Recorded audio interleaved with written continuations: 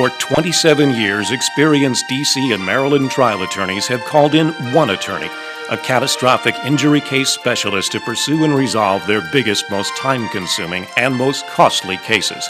He is the lawyer that other lawyers turn to when a case requires a commitment in time and resources that would cripple their firm's day-to-day law practice. A battle-tested civil litigator and former NBC network legal analyst who has forged a national reputation for winning when traditional thinking says it can't be done.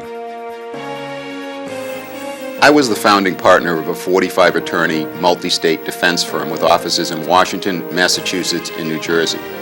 We defended Fortune 500 corporations, doctors, hospitals, and insurance carriers.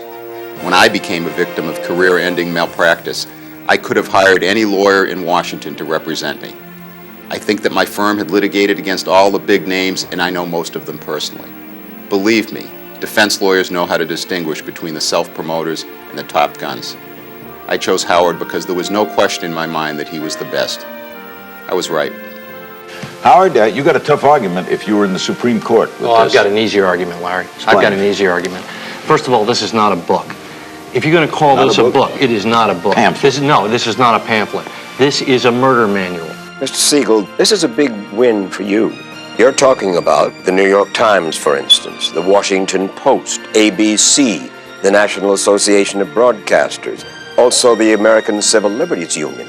All of these people were, in effect, friends of Peter Lund and Paladin Press, right? Then they were all dead wrong. They knee-jerked, and they knee-jerked so hard that they hit themselves in their collective heads, and they lost common sense. I learned early on that you just can't do it all. Meeting overhead, keeping clients happy, dealing with adjusters.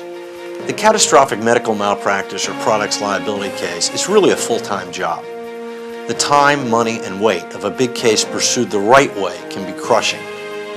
If you're going to do it right, you have to become immersed in it. Time, money, skill, and commitment to a gamble are really essential. The attorneys I've worked for are smart, tough, and experienced. They're also terrific businessmen.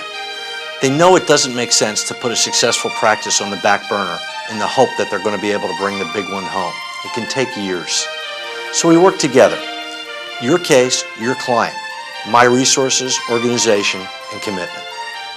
I've practiced personal injury law in Washington and Maryland for 30 years, and I'd say that I have a fairly high volume practice. I've tried hundreds of cases, and I learned early on that you just can't handle the complicated liability cases, the big medical malpractice or products cases in this setting. They're much too expensive, much too labor intensive. I began referring cases to Howard Siegel about 25 years ago, and I can tell you from working with him that he's an absolute madman when he gets a hold of a case. There just isn't anyone I've ever met that can get the results that he gets. Every defense lawyer in this area knows him, and in my opinion, there's no one in this area who is more respected and really feared than Howard. In 1998, NBC hired Mr. Siegel as a legal commentator. His combative, no-holds-barred style made him in demand on a variety of issues. And we've got to believe that our president tells the truth under oath, or our judicial system just goes to hell in a handbasket. What about the guy in jail on death row who's not articulate, who's not good-looking, who doesn't make a good impression, and who may need the same sympathy and the same compassion? It's not fair. Mr. Siegel, I find myself agreeing with you. Talk me out of it. I mean, Nice to have you. I don't want to talk you out of it. Nice to have you on my side. We've got to encourage public debate about public safety.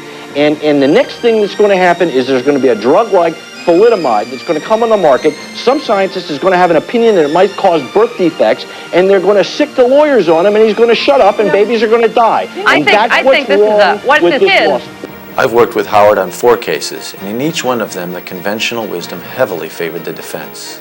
Those 4 cases settled for a total in excess of $9 million. The main reasons for our success were Howard's uncanny ability to stay 2 steps ahead of his opponent and his unrelenting attack on thorny problems, whether a difficult expert witness, a judge leaning the wrong way, or finding real leverage against the insurance carrier. Howard finds solutions nobody else sees. With the makeup of the new Congress, it now appears that tort reform is a virtual certainty. The bill before the Senate will severely cap our clients' recovery and attorneys' fees. In its present form, it will apply to all cases filed after the date it becomes effective. It's imperative for all of us to move on the cases we have now. If you think you have the kind of case that I can help you maximize and resolve, let's talk about it.